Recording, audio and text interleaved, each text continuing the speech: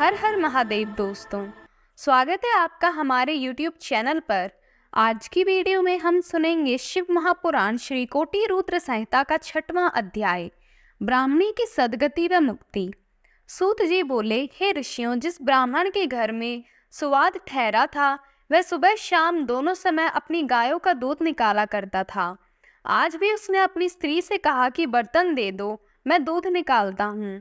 तब उसकी पत्नी ने दूध का पात्र दे दिया और बछड़े को खोलकर गाय के पास भेज दिया। परंतु बछड़े ने जैसे ही थोड़ा सा दूध पिया, उसे तुरंत गाय के पास से हटा दिया गया। माँ के पास से हटा देने पर बछड़ा उछलने लगा, जिससे ब्राह्मण के पैर में ठोकर लग गई।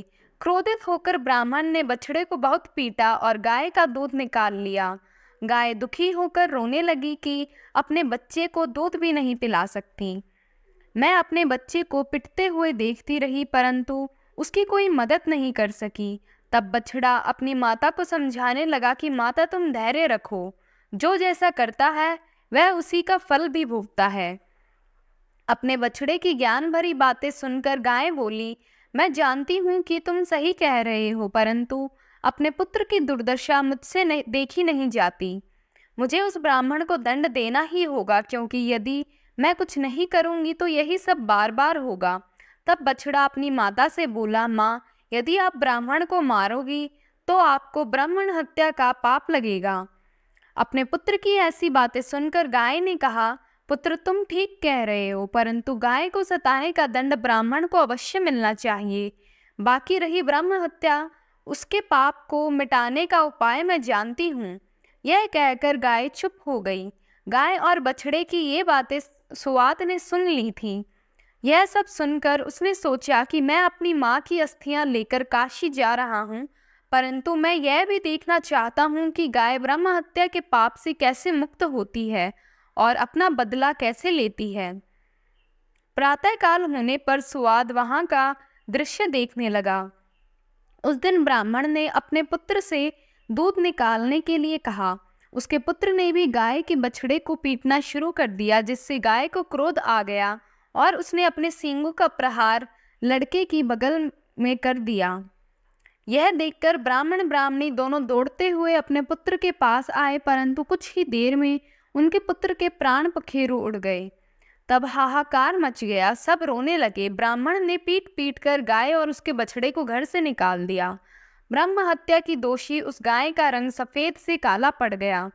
जैसे ही गाय और बछड़ा घर से निकले, वह पथिक सुवाद भी उनके पीछे पीछे चल पड़ा। वह देखना चाहता था कि गाय क्या करती है और कहाँ जाती है।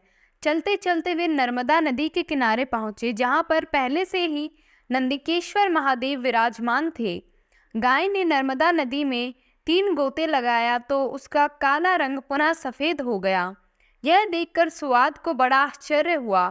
गाय वहां से निकलकर कहीं अन्यत्र चली गई। तब नर्मदा को प्रणाम कर ब्राह्मणी पुत्र सुवाद ने भी नदी में स्नान किया। फिर नंदिकेश्वर का विधि पूर्वक पूजन करने के पश्चात वह काशी को चल पड़ा। रास्ते में सुवाद को एक युवती दिखाई दी, जिनके सुंदर वस्त्र एवं अलंकार धारण किए हुए थे। उसने सुवाद से पूछा, ब्राह्मण देवता, आप इस प्रकार प्रसन्न होकर कहाँ से आ रहे हैं और कहाँ जा रहे हैं? तब सुवाद ने उस युवती को सारी बातें बता दी और कहा कि मैं अपनी माता की आज्ञा को पूर्ण करने हेतु उनकी अस्थियां काशी ले जा रहा हूँ। तब यह सुनकर वह युवती बोली, ब्राह्मण, तुम बहुत भोले भाले हो। यह तीर्थ अत्यंत पवित्र है। प्रतिवर्ष वैशाख शुक्ल पक्ष की सप्तमी के दिन नर्मदा की पवित्र धारा में स्वयं गंगा जी आती हैं।